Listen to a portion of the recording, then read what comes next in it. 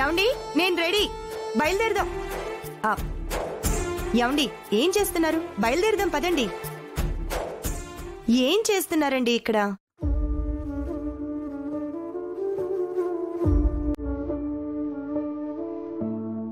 ఏమైందండి?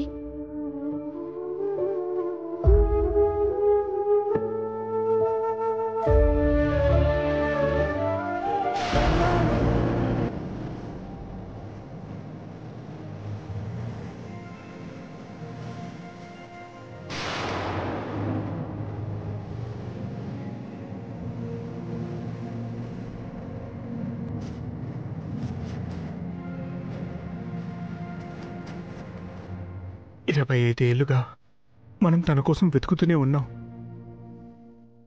ఇంకెప్పుడు దొరుకుతుంది గుండమ్మ నా కూతురు?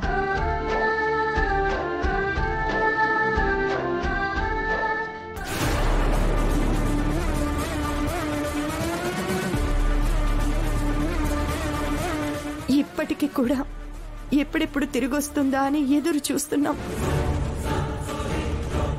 కానీ ఆ దేవుడు కూడా కనికరించడం లేదు.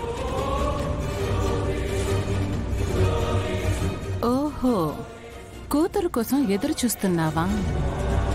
నీ కూతురు నీ దగ్గరికి రావాలా? నేనుండగా అది ఎవరో మీకు తెలీదే.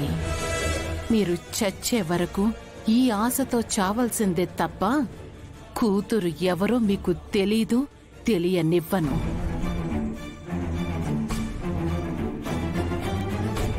గుండమ్మా, బావగారు, ఏంటి ఇద్దరు ఇక్కడే కూర్చున్నారు? ఏదో పవర్ఫుల్ గుడికి వెళ్దామని చెప్పారు కదా, నేను రెడీ అయిపోయాను.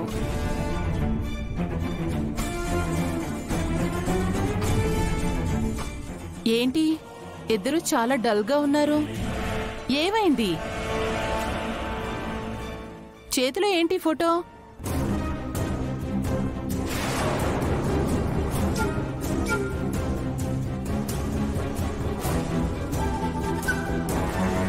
అయ్యో, ఫోటో పగిలిపోయిందే. అయినా ఇలా ఎంతకాలమని ఫోటో చూస్తూ బాధపడతారు? ఏంటో, మీరు రోజులా బాధపడ్డం తప్ప ఏం ఉపయోగం ఉంటుందని నాకేం అనిపించట్లేదు. వైష్ణవి.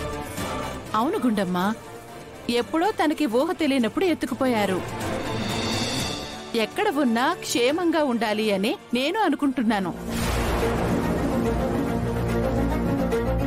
ఒకవేళ అలా ఉన్నా తనకి తల్లిదండ్రులంటూ ఒకళ్ళున్నారు అని దానికి మాత్రం ఏం తెలుస్తుంది?